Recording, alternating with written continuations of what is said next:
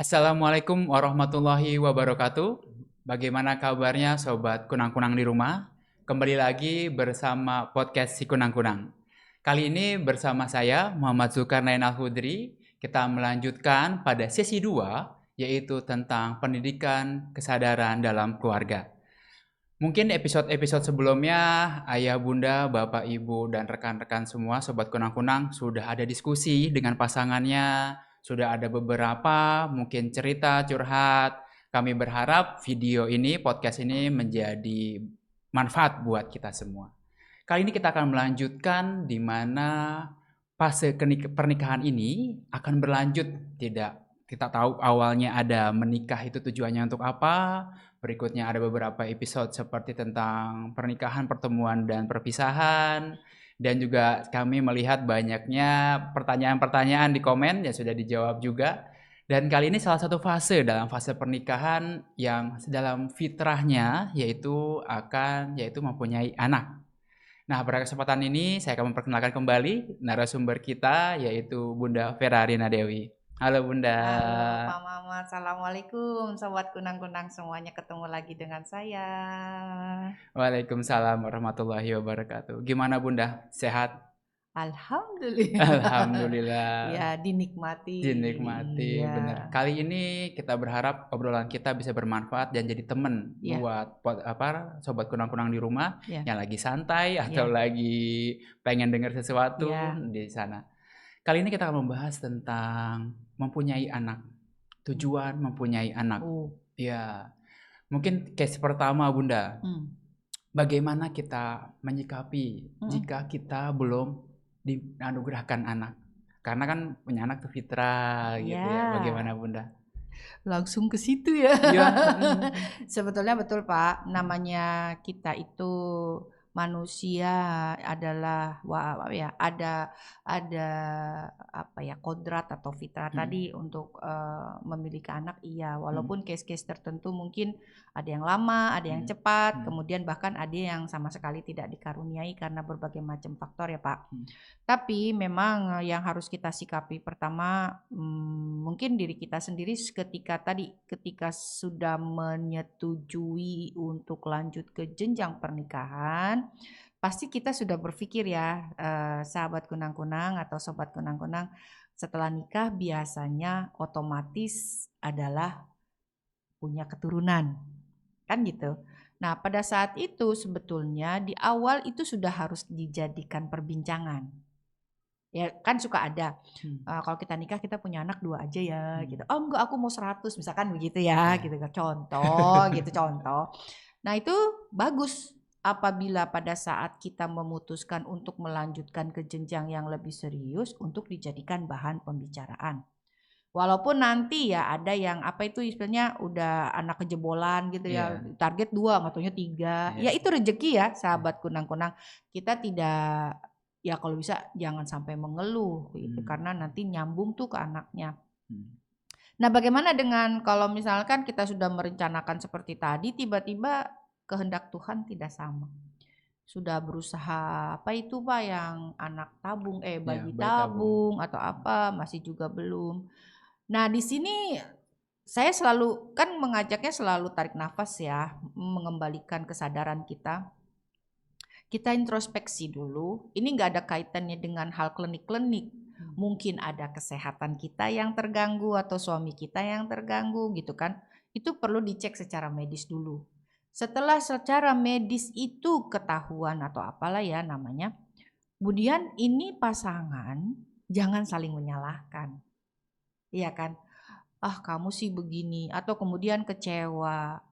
Nah, berarti nih ketika membahas tujuan pernikahannya nih ada yang mhm, kelewat. Bagaimana kalau ternyata saya ini dalam tanda kutip mandul misalkan. mhm. Ya harusnya ketika sebelum nikah kita cek yuk kita fertilitasnya kayak apa. Nah, itu bagian dari persiapan yang positif ya. Terlepas nanti takdirnya kita dikasih atau tidak. Setelah tahu medisnya, tes BHD Pak. Oh ternyata kamu ada masalah ini, saya ada masalah ini. Ya, ya jangan menyalahkan tapi justru menyelaraskan. dikendorkan, ketegangan kita tuh maksudnya stresnya dikendorkan, dirilis, marah dirilis. Kalau orang tua kita ngomong begini, kita sepakati begini, kan rata-rata kan begitu. Kok belum Iya. punya anak gitu ya? Iya. Atau mertua kita ngomong begini. Nah, pasangan ini harus saling menguatkan, jangan saling menyalahkan, ya kan? Apalagi kalau ternyata salah satunya sudah dinyatakan tidak bisa karena faktor-faktor apa gitu kan. Jadi kemudian nanti dari pihak mertuanya, dia kan nggak bisa ngasih anak, udah kamu nikah lagi. Wah, jangan salah, itu akan menjadi apa ya? Tekanan. Bukan cuma tekanan, Oke. Pak. Itu energi negatif yang akan merusak semuanya. Kehidupan kita nggak akan pernah tenang, nggak akan pernah nyaman, nggak akan pernah damai lagi. Jadi setelah itu prosesnya lepaskan, jangan dipikirin, terima. Terima tuh bukan pasrah. Tetap dong berdoa, ya kan? Berdoa, ikhtiar tetap. Tapi di sini jangan ada beban, teman-teman. Ya, aduh saya nggak bisa, aduh. Itu lama-lama menguatkan, Pak. Menguatkan apa yang ada di sini, kita tuh dikuatkan nanti oleh Allah, oleh alam semesta, oleh Tuhan. Oke. Nah, repot kan? Kalau sudah diokein, sudah diiyakan. Jadi bisa saja kan ada tuh, ayo kita mancing, adopt anak, bisa, ya kan? Tapi kalau adopsi anak pun obrolin dulu dengan menggunakan kesadaran. Resikonya, plus minusnya, ABC-nya dan seterusnya, sehingga di situ kita secara mental siap apabila terjadi goncangan-goncangan pada masa depan apabila kita mengambil adopsi anak. Masalah kriteria adopsi saya nggak akan bahas di sini ya, karena tadi kan pertanyaannya bagaimana kalau kita tidak dikaruniai anak. Bersabar itu ada perbuatannya, sahabat kunang-kunang. Bersabar itu bukan berarti sabar gitu. Bersabar itu ada tindakannya, bersabar itu ada perbuatannya, bersabar itu adalah bagian dari rasa bersyukur. Jadi kelemahan kita itu pun harus kita syukuri, Pak. Jangan dijadikan beban. Karena perbuatan baik ataupun pahala ya kalau dalam agama itu bukan hanya pada hal punya anak. Malahan punya anak saja bisa jadi ujian. Gitu ya. Itu sih jawaban saya tentang Iya, baik, menarik Bunda. Iya. Jadi di mana pada saat kita mau punya anak itu, Ya. kadang ada poin satu, bahasanya dari Allah tidak diizinkan, belum diizinkan. Ya. Yang kedua, pilihan. Iya. Dia belum memiliki anak. Nah, itu menjadi salah satu obrolan dari tujuan memiliki anak, begitu ya, Ya. Bunda ya.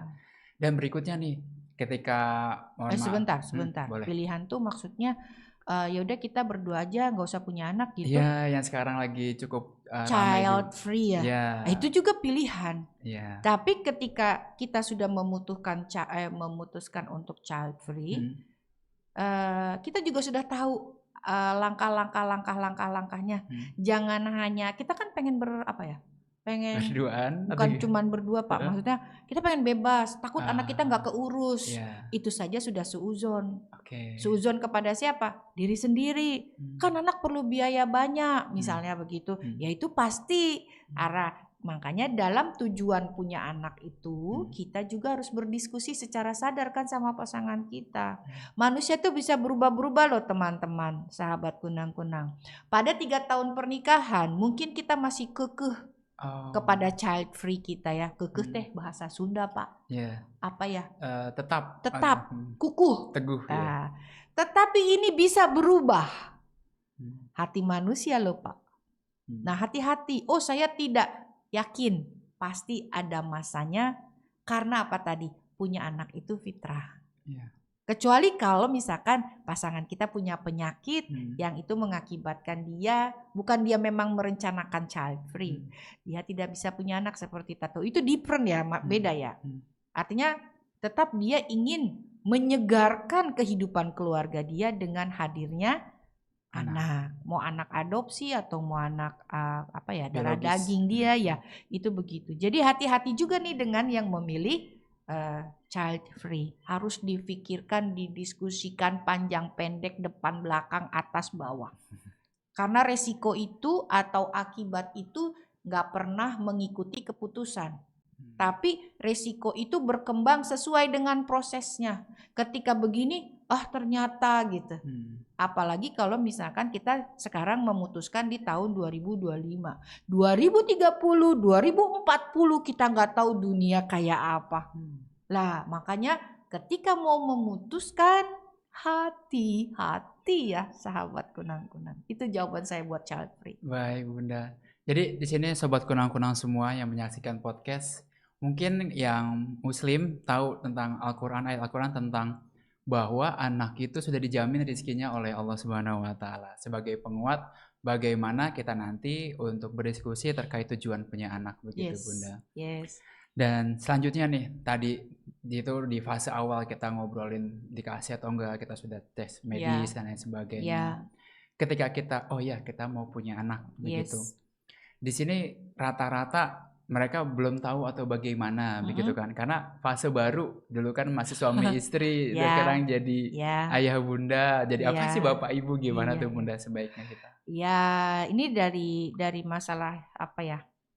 Kesiapan mental kita untuk menjadi orang tua, menjadi ibu, menjadi ayah gitu ya. Yang pertama ini, kedua-dua pasangan ini harus paham bahwa begitu istri kita hamil akan ada perubahan hormon, akan ada perubahan bentuk badan. Yang tadinya begono jadi begini misalkan, itu harus dipahami dulu. Sang suami harus bisa menyeimbangkan perubahan-perubahan itu dengan istri. Karena kenyamanan ketika dia sedang hamil itu penting sahabat kunang-kunang. Kenyamanan itu bukan tukang jalan-jalan atau tukang shopping-shopping. Kenyamanan di dalam mental seorang ibu yang sedang hamil itu sangat penting. Nah, kenapa begitu? Karena dia sedih ada dampak ke anak. Walaupun anak belum masih dalam bentuk janin. Dia gembira berdampak kepada anak. Walaupun saya belum pernah balik lagi ke rahim ya. Jadi nggak tahu saya. Tetapi hal yang sedemikian memiliki dampak nyata, Pak. Mengapa seorang anak ketika dia sudah besar sering sekali menolak ibunya terutama ya. Mungkin ketika sedang hamil dia menolak kehadiran anaknya di dalam rahimnya.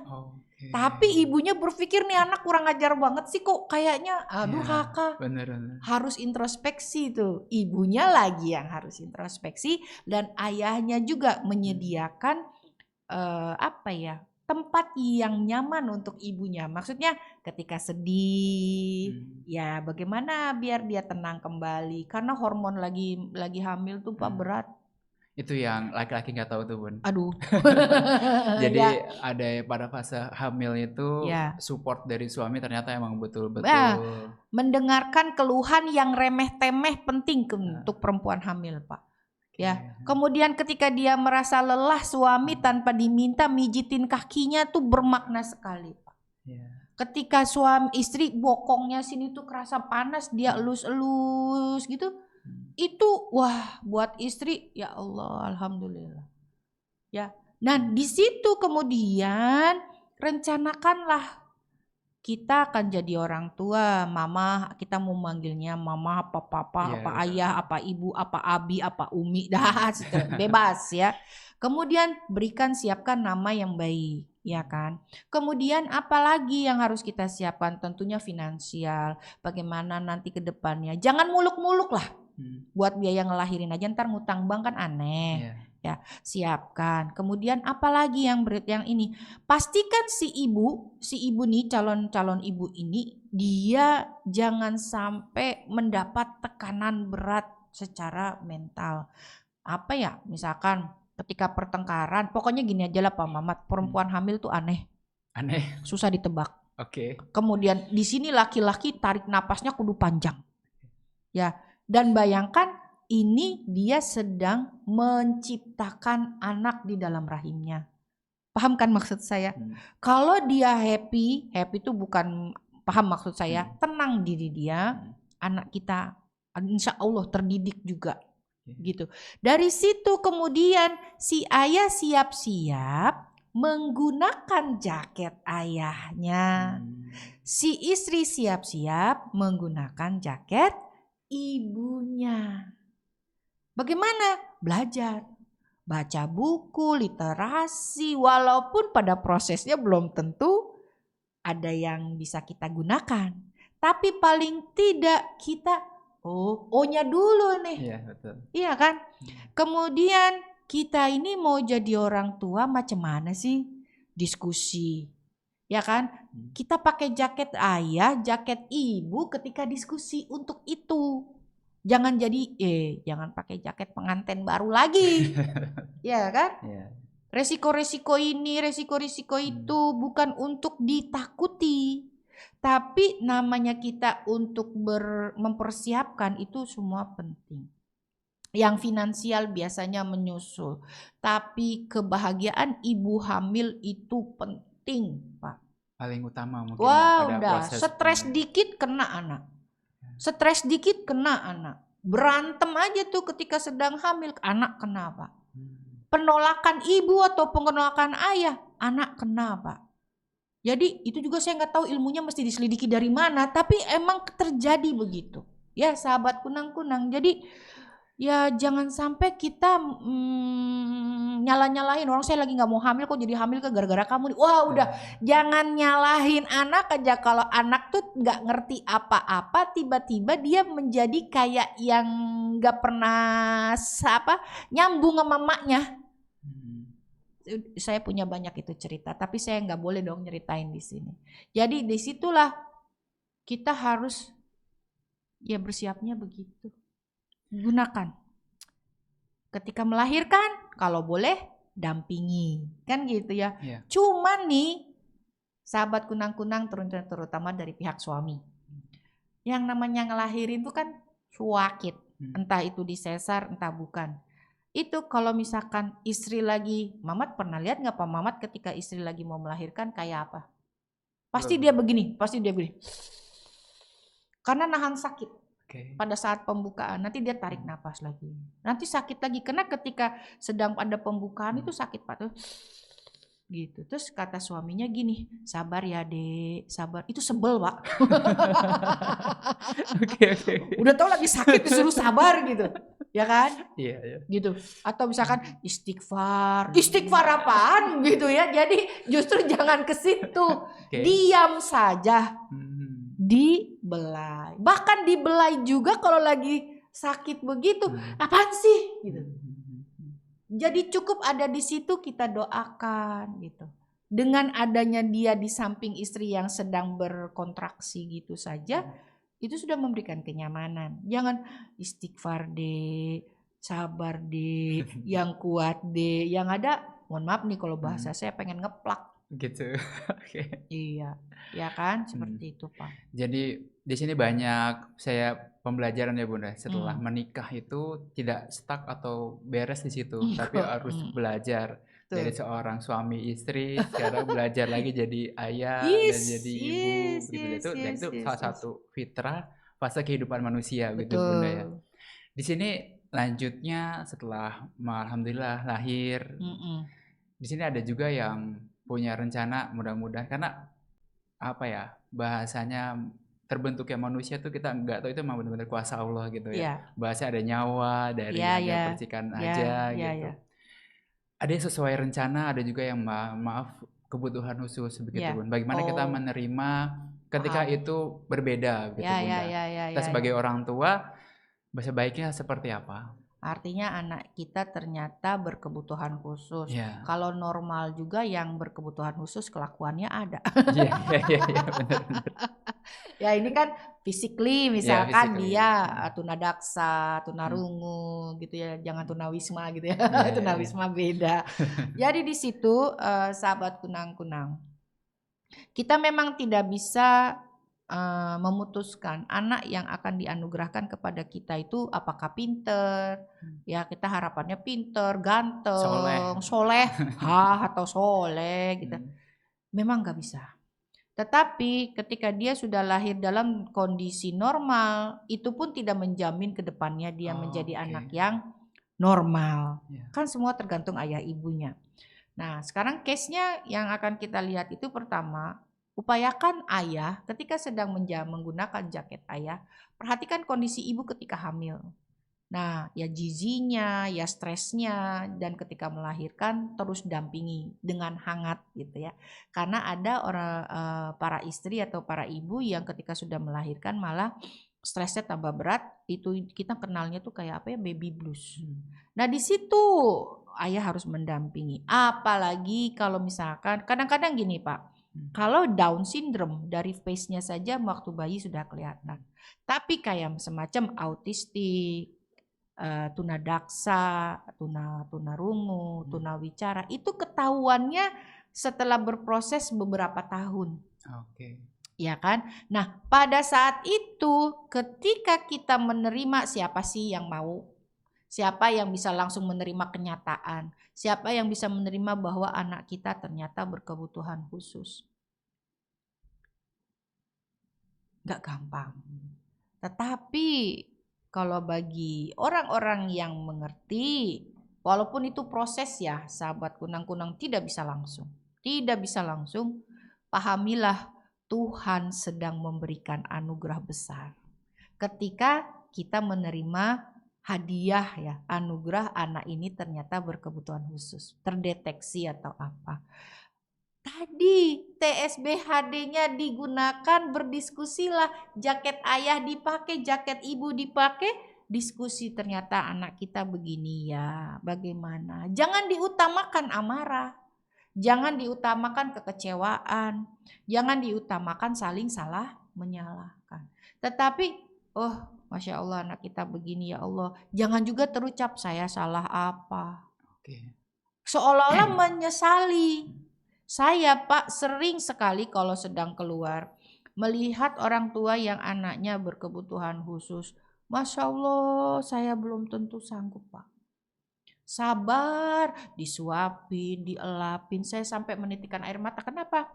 Lah ini kalau emak sama bapaknya nggak ada duluan, siapa yang akan mendampingi anak ini gitu. Jadi berbahagialah ya, maksudnya bukan berbahagia, paham ya. Kita diberikan amanah yang sebaik ini, anugerah yang sebaik ini, meskipun kita katakan dia pada ujung-ujungnya ketahuan berkebutuhan khusus, syukurilah di situ ada ampunan Tuhan. Di situ ada pelajaran Allah. Kita bisa share dengan sekeliling kita bagaimana anak kita. Jangan pernah malu dengan kelemahan ini. Justru harus menjadi apa ya?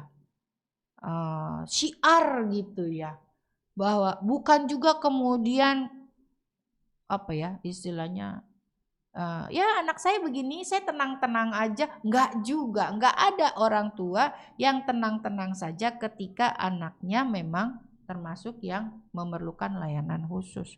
Lalu bagaimana nextnya? Mungkin perawatannya, Pan itu mahal Pak layanan khusus itu.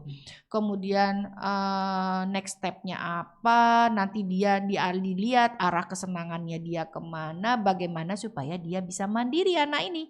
Paling enggak kalau misalkan secara fisiknya bagus, dia bisa makan sendiri, dia bisa menata hidup. Tujuannya jadi bagaimana kita menjadikan anak ini mandiri untuk dirinya sendiri dulu. Kalau dimanja malah jadi salah Pak. Itu buat anak-anak yang berkebutuhan khusus. Anak yang normal aja kadang sampai SMP masih disuapin. Itu sudah salah orang tua lagi itu Pak. Kayak gitu. Karena kita jadi orang tua bukan mau ya, diminta, bukan juga diminta sih. Allah tuh kalau bisa ngomong gitu ya, Tuhan kalau bisa kita mengerti gitu. Ini loh aku titipin jadiin manusia ya. Jadikan pemimpin di muka bumi ya. Jadikan manusia yang bermanfaat ya. Kan Tuhan mah ngomongnya begono. Atau jangan kita garis bawahi bahwa anak itu adalah ujian. Kenapa anak jadi ujian? Karena ibu bapaknya yang gak paham bagaimana cara menjadikan dia menjadi manusia bermanfaat. Ya jadilah anak itu ujian. Gitu. Ya saya melihat orang tua murid ya, kan Darul Jannah juga sekolah yang memberikan layanan inklusi. Saya bangga sama mereka Pak. Mereka orang tua yang sangat hebat. Ya, dan wah pokoknya ayah bunda yang memiliki anak-anak berkebutuhan khusus ya, atau anak-anak spesial, saya mendoakan kebaikan buat ayah bunda. Terus berjuang dan bangga. Jangan pernah menunduk, tapi teruslah menegakkan kepala. Itulah kasih sayang Tuhan buat kita. Jadi jangan dimaknakan salah. Masya Allah, luar Begitu. biasa. Mungkin nggak semuanya juga siap atau kuat menerima hal Pasti. tersebut, Bunda ya. Pasti. Saya pernah sedikit sharing, ada sebuah film di Mm-mm. situ tentang anak berkebutuhan khusus Mm-mm. di Australia, namanya Temple Grandin. Mm-mm. Dan dia sekarang Mm-mm. dari prosesnya orang tuanya optimis, Mm-mm. terus sudah S2 dan dia bikin sistem dalam pemeliharaan sapi. Jadi dia itu dipatenkan di mana sapi itu dia jadi lebih punya poin, lebih merasakan seperti sapi. Ketika jalan di situ ternyata ada bayangan sapi itu takut. Jadi harus buildingnya tuh bangunannya harus bagaimana. Dan itu kalau orang biasa nggak mungkin bisa Nggak mungkin lihat kayak gitu. bisa. Saya juga punya Heeh, murid dulu, tapi saya heeh, nggak mau nyebut namanya. iya, Kalau iya. misalkan namanya Ahmad gitu ya. Hmm, Ahmad, kalau tahun 2025 tanggal 5 November, hari hmm, apa? hmm. Dia sambil gini, Jumat. Kita lihat dong di kalender. Beneran Iya, Jumat. Nah, pasti ada titik keistimewaan iya, yang mungkin kita belum temukan. betul, Maka betul. tugas kita tadi temukanlah. Itu yang tukang nyanyi siapa itu, Putri. Iya, iya, Yang iya. matanya tunanetra. Hmm, Wah, suaranya. hmm, Jadi jangan pernah underestimate yang hmm, manfaat. Yang normal aja kadang hidupnya nggak bermanfaat. iya. Jadi tadi Pak, memang nggak ada yang siap. Tapi itulah keagungan Tuhan yang akan diberikan kepada kita kalau kita sadar. Karena kalau nggak sadar yang ada ngeluh. TSBHD-nya dipakai. Ngurus anak itu TSBHD juga harus kita aktifkan juga. Jadi sobat kunang-kunang semua di rumah, tadi tools-nya itu TSBHD yang mungkin mau refresh lagi ada di season 1 tentang memahami diri, situ ada tentang bahas TSBHD. Dalam perjalanan hidup menjadi manusia ini di fase pernikahan untuk kembali kesadaran menjadi salah satu faktor untuk kembali ke petunjuk dari Allah Subhanahu wa taala. Anak itu anugerah, sahabat kunang-kunang. Maaf ya saya potong. Iya. Jangan pernah menolak anak ketika dia sudah berada di rahim ibunya. Jangan pernah menyesali punya anak ketika dia memang gak di luar rencana kita. Jadi ketika dia sudah terdeteksi hamil, syukuri dan berterima kasih kepada anak kita yang ada di dalam perut. Lalu di situ kita mempersiapkan diri kita dengan seksama. Bukan mencari kesempurnaan, tetapi mencari ini kita sedang mau belajar lagi gitu. Mencari pembelajaran apa yang akan diberikan oleh Allah, oleh Tuhan, oleh alam semesta. Dengan demikian tujuannya adalah bertambahlah kebijaksanaan kita. Anak itu penguat batin. Anak itu sekaligus juga pengkritik kehidupan kita. Karena anak begini pasti karena orang tua. Kita lalu kemudian mengevaluasi diri kita gitu ya. Ini belum closing statement loh ini. Karena saya pengen ngomong aja nggak apa-apa ya gitu. Dan dari situ ketika kita dari tadi menikah, kita punya rencana ataupun tidak direncanakan, tapi kemudian mendapatkan putra atau keturunan, yang harus keluar dari lisan kita pertama kali itu syukur. Syukur dulu. Habis itu belakangan muntah-muntahnya atau apa gitu ya. Tetapi di situ ketika syukur, janin yang ada di dalam diri kita juga bahagia Pak. Walaupun belum bisa ngomong atau belum ditiupkan ruhnya. Kebahagiaan pertama itu harus disyukuri. Jangan dikeluhkan. Kalau mau diatur ya silahkan diatur ya. Misalkan 3 tahun nikah baru punya anak dan itu bebas saja. Tetapi di luar rencana pun harus disyukuri. Anak itu kurota ayun katanya ya. Dalam hal ini menjadi kurota ayun atau enggak, balik lagi kepada ayah dan ibunya. Ya. Jangan pernah memaksakan kehendak apapun kepada anak tanpa berdiskusi.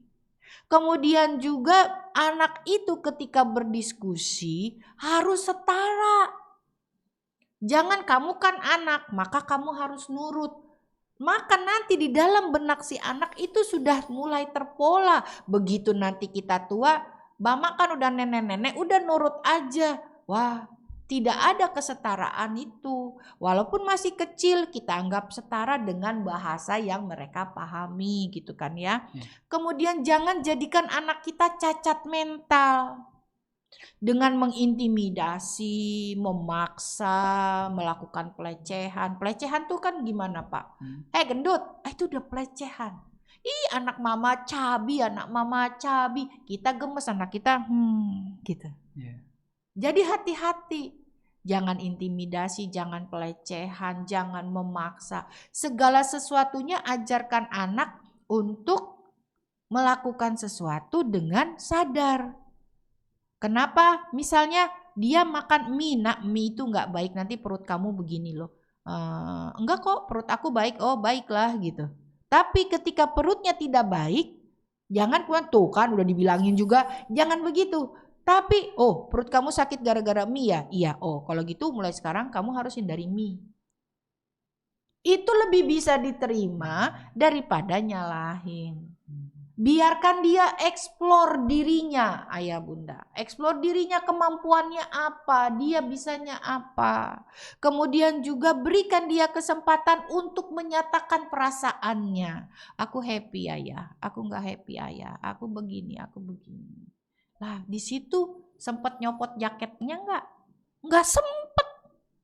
Jaket ayah, jaket ibu akan selalu melekat apabila kita berinteraksi dengan anak-anak kita. Kalau saya punya anak itu bukan berarti juga kita harus memiliki dia seumur hidup. Itu juga harus dipahami pada saat kita menyepakati punya anak. Anak itu gak bisa deket kita seumur hidup. Anak itu gak bisa harus ikut apa kata mau kita. Itu kita namanya menciptakan manusia yang tidak bermanfaat walaupun kelihatannya bermanfaat. Bermanfaat buat siapa Pak Mamat? Buat dirinya sendiri aja dia gak mampu. Karena terlalu disetir, diatur oleh orang tua yang menurut orang tuanya ini baik buat kamu. Padahal kata anak saya gak suka ini. Akhirnya dia memaksakan dengan dalih apa Pak? Anak soleh, harus nurut sama orang tua. Ini benar tapi konteksnya apa dulu? Ya kan? Jangan sampai semua dibulet-buletin. Akhirnya bukan kita mau menjadikan manusia masa depan, kita meruntuhkan anak kita sendiri. Hati-hati ya bunda. Makanya ketika ngobrol sama anak-anak, sahabat kunang-kunang, tarik nafasnya, ya Allah saya harus bicara apa. Ketika diskusi dengan ibunya atau dengan suami kita, ini kita mau bicara anak kita. Jadi dengan demikian, bimbingan Allah selalu ada bersama kita. Itu sih Pak, belum closing loh ya. Iya, siap. Dari yang Bunda sampaikan tadi itu jadi kepikiran Bunda di mana kita sebagai orang tua kadang punya impian buat anak. Masalahnya contoh impian kita tidak tercapai, harapannya anak kita tercapai. Apakah itu boleh? Dan berikutnya kalau misalnya nanti semoga aku ketika tua diurusin sama anak. Terus misalnya dibantu secara finansial atau apa. Nah, itu apakah boleh atau bagaimana Bunda baiknya? Itu kan pembahasan bisa panjang tuh Pak, next episode aja. Oke, tetapi bagi saya yang tadi tuh Pak, yang apa tuh yang pertanyaan pertama Bapak tadi? Memaksakan kehendak impian itu dari saya orang tua. nggak setuju. Kalau Bapak gagal ya udah gagalnya buat Bapak aja, jangan dibuat lagi ke anaknya. Kalau gagal di ibunya ya sudah gagal di ibunya, jangan dipaksakan ke anaknya. Biarkan anakmu menjadi bintang di langit yang menyinari umat, bermanfaat gitu. Biarkan anakmu menjadi dirinya sendiri. Anak akan sangat mencintai orang tuanya, kangen ya, istilahnya kangen sama orang tuanya. Bila orang tuanya tidak hanya menjadi pengasuhnya, tetapi menjadi temannya, teman curhatnya, teman berdiskusinya. Dia merasa setara dengan orang tuanya ketika berdiskusi. Pasti ketika dia lelah di masa ya segede-gede Pak Mamat gitu, dia akan saya pengen ketemu ibu saya. Karena ketika ketemu ibunya atau ayahnya, apa yang akan dia dapat? Support, doa, masakan yang enak. Dan satu lagi, kalau anak saya pulang berarti tidur. Jangan dimarahin, kamu kalau pulang tidur melulu. Karena dia tahu tempat yang paling nyaman adalah rumah ibunya, makanya tidur. Itu ada pengalaman anak saya. Baik, siap Bunda. Sobat kunang-kunang semua, tadi di sini perbincangan kita tentang sharing bagaimana tujuan punya anak dari beberapa faktor dan juga kembali menggunakan tools TSBHD dalam menjalani ini semua begitu. Mungkin di sini kita topiknya kita cukupkan dulu Bunda. Nanti di sini Bunda bisa sampaikan closing statement pada judul kali ini, tujuan memiliki anak. Dipersilahkan. Oh baik. Pada kesempatan ini saya ingin sekali mengajak sahabat kunang-kunang membiasakan diri menerima anak apa adanya, karena mereka juga adalah kertas putih yang nanti kita yang akan menorehkan. Kertas ini akan bermanfaat bagi dirinya dan orang lain, itu yang membimbing dan mengarahkan kita, tetapi bukan kita yang menjadikan. Yang menjadikan dia adalah dirinya sendiri. Kita berikan dia untuk bertanggung jawab pada kehidupannya sendiri. Kita sebagai orang tua hanya mendoakan, menjadi tempatnya berteduh dalam keadaan lelah, kemudian juga memberikan nasihat yang membuatnya berenergi kembali, bukan nyalah-nyalahin. Jadi di situ anakmu bukan anakmu. Dia adalah anak kehidupan.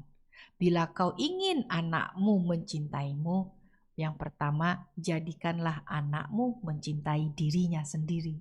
Itu mungkin closing statementnya. Baik, terima kasih banyak Bunda. Sobat kunang-kunang semua di rumah, jika menyukai video ini jangan lupa like dan juga share kepada teman-teman semua, saudara maupun teman dekat. Dan juga jika terbiasa mendengarkan podcast di Spotify, kami juga ada di podcast Si Kunang-Kunang. Baik, Ibu Jinda, kita undur diri pada pembahasan kali ini. Terima kasih banyak sekali ilmu yang kita dapat. Mudah-mudahan bermanfaat buat kita semua. Wassalamualaikum warahmatullahi wabarakatuh.